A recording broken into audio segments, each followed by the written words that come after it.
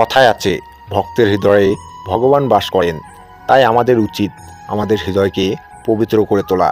কিন্তু আমরা বিক্ষিপ্ত হৃদয়ের কারণে প্রকৃত ভক্ত হয়ে উঠতে পারি না।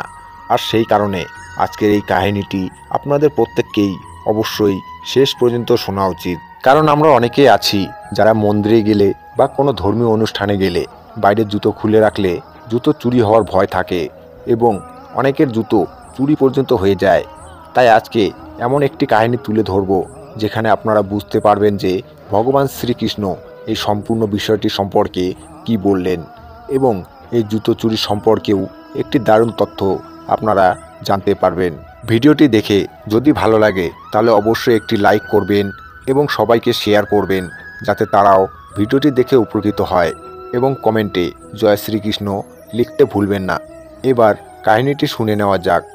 আজ এমন এক অদ্ভুত ভক্তের কাহিনী আমি আপনাদেরকে শোনাবো যে প্রতিদিন ভোরবেলা উঠে স্নান করে শুদ্ধ পোশাক পরিধান করে রাধাকৃষ্ণের মন্দিরে যেত। যখন মন্দির ফাঁকা থাকতো তখন সে চুপচাপ বসে থাকতো, আর যেই ভিড় বাড়ত তখন সে জোরে জোরে চিৎকার করে ভগবান শ্রীকৃষ্ণের নাম জপ শুরু করত, ভজন শুরু করত। তাই মন্দিরের বাকি লোকেরা তাকে ভগবান শ্রীকৃষ্ণের খুব বড় ভক্ত বলে মনে করত এবং মহারাজজি মহারাজজি বলে সম্বোধন করত। আর সেই ভক্ত এই সব কিছু উপভোগ করত। রোজ সে মন্দিরে ভিড় বাড়লে জোরে জোরে ভজন করতে শুরু করত। তার ভক্তি সবার দৃষ্টি আকর্ষণ করে আর এইভাবেই দিনগুলো কেটে যাচ্ছিল। এরপর যখন চতুর্মাসের সময় এলো তখন এক সিদ্ধ সাধক সেই মন্দিরে এসে থাকতে লাগলো। তিনি বললেন, চতুর্মাসের এই 4 মাস আমি এখানেই থাকব এবং ভগবান শ্রীকৃষ্ণের আরাধনা করব। তাই মন্দিরে যে ভক্তরা আসতো তারা সেই সাধকের খুবই সম্মান করত, কারণ সাধক ভক্তদের ভগবানের বিভিন্ন লীলা কাহিনী শোনাতেন। আর সেই ভক্ত যে মন্দিরে সবার দৃষ্টি আকর্ষণ করত, সে একটা জিনিস লক্ষ্য করে খুবই অবাক হলো। সে দেখল সেই সাধক মন্দিরে ভিড় বাড়লে চুপচাপ বসে থাকত। তিনি বেশি কথা বলতেন না, নিজের ভক্তি তিনি প্রকাশ করতেন না। যখন কোনো ভক্ত ভগবান সম্পর্কে তার কাছে কিছু জানতে চাইতো তখন সেই সাধক উত্তর দিতেন, কিন্তু সাধারণত সে চুপ থাকতেন। আর যখন সব ভক্তরা নিজের নিজের বাড়ি ফিরে যেত, মন্দির খালি হয়ে আসতো, তখন সাধক জোরে জোরে নিজের ভক্তি প্রকাশ করতেন, কৃষ্ণ নাম জপ করতেন, ভজন করতেন ও ধ্যানে মগ্ন হয়ে যেতেন। তাই সেই ভক্ত যে সকলের দৃষ্টি আকর্ষণ করত, সে একদিন সেই সাধুকে গিয়ে প্রশ্ন করে বলল, সাধু বাবা, আমি একটা জিনিস কিছুতেই বুঝতে পারছি না। যখন মন্দিরে কেউ থাকে না তখন আপনি জোরে জোরে কৃষ্ণ নাম জপ করেন, আর যখন মন্দিরে ভিড় বাড়ে তখন আপনি চুপ থাকেন, আর আমি ঠিক এর উল্টোটা করি। মন্দিরে ভক্তের সংখ্যা বাড়লে আমি তাদের উৎসাহিত করার জন্য জোরে জোরে কৃষ্ণ নাম জপ করি, ভজন কীর্তন করি। তবে ভিড়ের মাঝে আপনি মৌন থাকেন, কিন্তু এমনটা কেন? উত্তরে সেই সাধক বললেন, সঠিক সময় এলে তুমি এর উত্তর নিজেই পেয়ে যাবে। এরপর কিছুদিন এইভাবেই কেটে গেল। মন্দিরে যেই ভিড় বাড়তে শুরু করত আর তখনই সেই সাধক চুপ করে বসে থাকত। তারপরে একদিন সেই ভক্ত বাজার থেকে একজোড়া নতুন চটি কিনল এবং সেই নতুন চটি পরে মন্দিরে পুজো দিতে এলো। মন্দিরে প্রবেশ করার পর থেকেই তার মনে শুধু একটাই চিন্তা চলছিল যে তার নতুন চটি জোড়া কেউ যেন চুরি করে না নেয়। মন্দিরে বসে সে কিছুতেই নিজের মনোনিবেশ করতে পারছিল না। তার শুধু ওই নতুন চটি জোড়ার কথা মনে পড়ছিল। কিছুক্ষণের মধ্যেই মন্দিরে ভক্তের সংখ্যা বাড়তে লাগলো এবং যেই ভিড় বাড়ল তারা ভাবল সেই ভক্ত জোরে জোরে প্রতিদিনের মতো আজও ভগবান শ্রীকৃষ্ণের নাম জপ করবে, কিন্তু সে চুপ করে বসেছিল।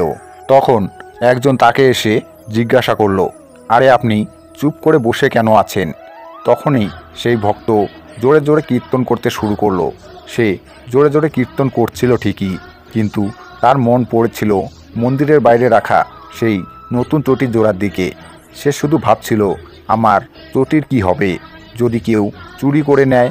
সেদিন সেই ভক্ত ভক্তিহীনভাবে ভজন করে দ্রুত মন্দিরের বাইরে এসে দেখল তার নতুন চটি জোড়া সুরক্ষিত আছে। তারপর সে ঘরে গেল, ভজন করলো এবং ঘুমিয়ে পড়ল। আর ঠিক সেই রাতে সে যখন গভীর ঘুমে মগ্ন ছিল তখন সে একটি স্বপ্ন দেখল। তার স্বপ্নে সে স্পষ্ট দেখল একজন দিব্য অলৌকিক পুরুষ মন্দিরের বাইরে সিঁড়ির পাশে দাঁড়িয়ে তার চটি জোড়া রক্ষা করছেন। এই স্বপ্ন দেখে তার ঘুম ভেঙে গেল।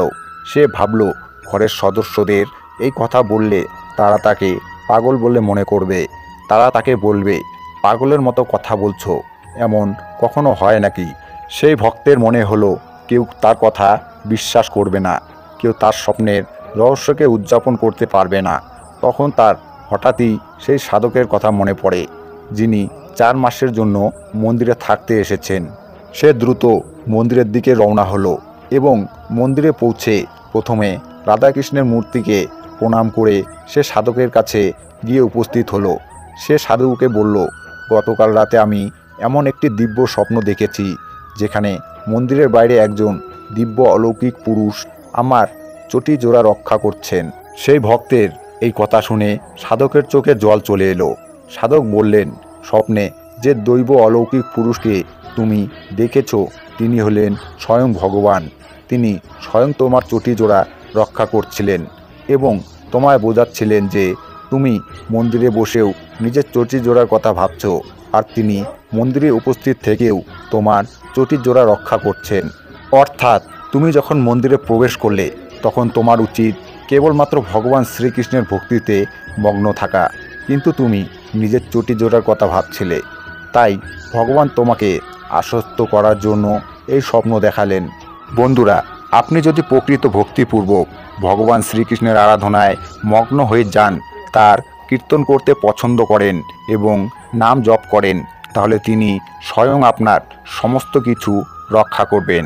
আপনার জীবনে কখনো কোনো চিন্তা করার প্রয়োজন পড়বে না। তাই আমাদের উচিত কেবল ভগবান শ্রীকৃষ্ণের চিন্তায় মগ্ন থাকা, তাহলে আমাদের জীবনে উদ্ধার করবেন তিনি। দেরিতে হবে কিন্তু ঠিকই হবে। তুমি যা চাও তাই হবে। মনে রেখো, তোমার সময়টা খারাপ, তোমার জীবনটা নয়। শুধু অপেক্ষা করো, সব হবে। কাউকে মিথ্যে বলে খুশি করার চেয়ে সত্যি বলে কাঁদানো ভালো। এতে হয়তো সে একটু কষ্ট পাবে কিন্তু কখনো বিশ্বাস হারাবে না। শ্রীকৃষ্ণ বলেন, সম্পর্ক থাকলেও অনেকেই আপন হতে পারে না, কারণ আপন ভাবা ও কাউকে আপন করে নেওয়ার জন্য সুন্দর মানসিকতা ও সুন্দর মনের প্রয়োজন, যেটা সবার মধ্যে থাকে না। কর্মফল মতে প্রতিশোধ নেওয়ার প্রয়োজন নেই, শুধু প্রতীক্ষা করো। যারা তোমাকে আঘাত দিয়েছে সময় মতো তারা নিজেই ঘূর্ণিপাকে পড়বে।